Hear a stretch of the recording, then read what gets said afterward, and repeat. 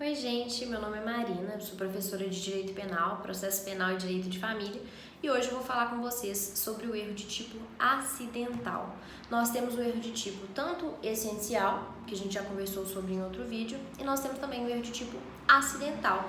E qual que é a característica aqui do erro de tipo acidental, pessoal? Que, no mais das vezes, as consequências serão as mesmas, porque o erro não vai fazer com que haja uma diferenciação na existência ou não de crime. Mas a gente vai ver cada uma dessas hipóteses de erro para que vocês se familiarizem sobre as suas possibilidades. Então, nós temos 5 possibilidades de erro aqui.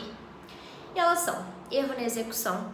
O erro na execução, pessoal, ele é previsto, chamado também de aberratio ictus, e está previsto no artigo 73 do nosso Código Penal.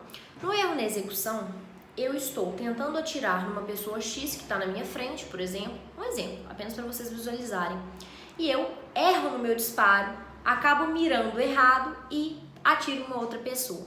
Aqui, estava presente sim a pessoa que eu pretendia atirar, só que por um problema no momento em que eu fui praticar a minha ação delituosa, deu um problema na arma, eu errei a mira, a pessoa se moveu, eu acertei uma outra pessoa.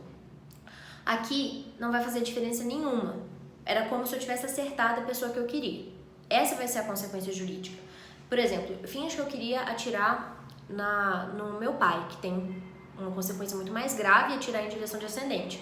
Vamos ter como parâmetro a vítima virtual, a vítima que eu queria atingir e não quem eu realmente atingi, por erro na execução.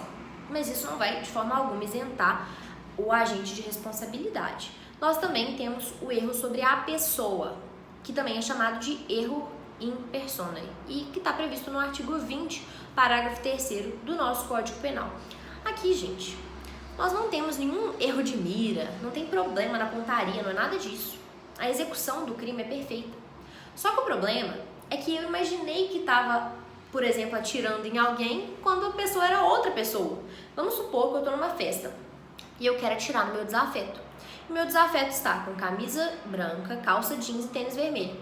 Aí eu vejo ele subindo no mezanino e vejo uma pessoa descendo de costas, com a mesma roupa, com o mesmo cabelo, com a mesma cor de pele, de roupa, de tudo.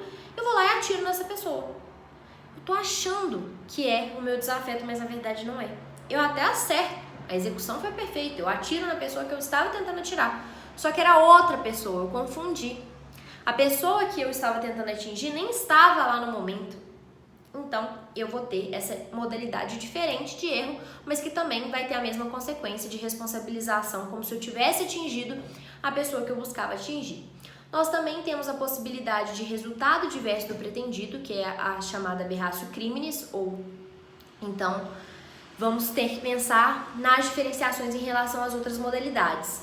Aqui, gente, tem um erro na execução da conduta, mas com um plus, com um elemento especializador aqui, especializante, que a gente tem que prestar atenção.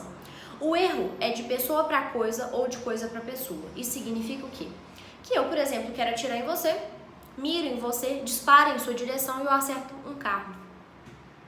Ou então, o contrário, eu quero acertar um carro, tá com uma pedra no carro, tô brava por algum motivo, tá com uma pedra, e a pedra, em vez de cair no carro, cai em uma pessoa.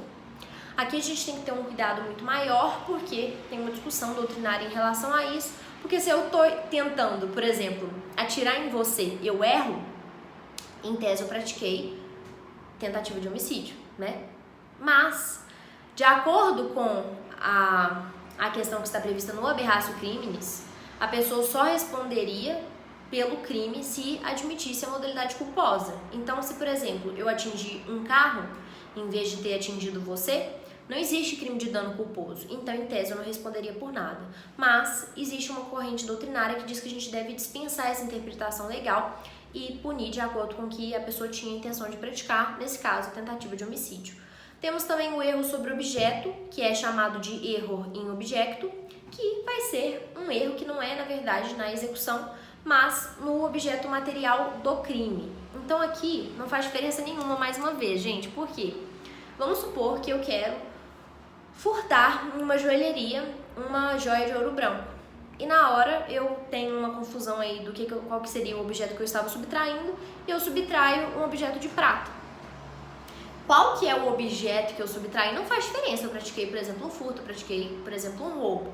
O fato de eu não ter pegado exatamente o que eu queria não vai fazer com que haja nenhum tipo de benesse em meu favor. E também temos a última modalidade de erro de tipo acidental, que é o erro sobre o curso causal, que também é chamado de aberratio causae. E, gente, aqui a gente tem um erro em relação ao nexo de causalidade no curso causal dos acontecimentos. Bom, o exemplo mais clássico que a gente tem na doutrina é o seguinte: eu quero matar uma pessoa, por exemplo, com uma facada. Aí eu dou uma facada nela, bem na jugular, eu acho que ela morreu, sangrou, peguei ela assim, e vou esconder o corpo dela, jogar no rio. E aí, eu achei que eu matei ela com as facadas, mas na verdade eu não tinha matado ela ainda e eu não percebi. Aí quando eu jogo ela no rio, ela morre afogada, ou ela morre por sufocação dentro do lugar que eu amarrei ela num saco, por exemplo. E ela morre não pelo motivo que eu achei que eu tinha conseguido matar ela pela facada, ela morre por um outro motivo. Mas isso não tem problema, porque nós vamos ter a responsabilização como se eu tivesse matado ela da forma como eu imaginei. Por isso, gente, temos diversas situações aqui no erro de tipo acidental que não vai fazer diferença. Tirando aquela questão que a gente discutiu, que tem uma controvérsia, mas no geral vai haver uma atuação do erro. O erro vai incidir sobre um elemento dispensável e relevante do tipo penal, que não vai fazer diferença para fins de responsabilização. Qualquer coisa é só deixar um comentário.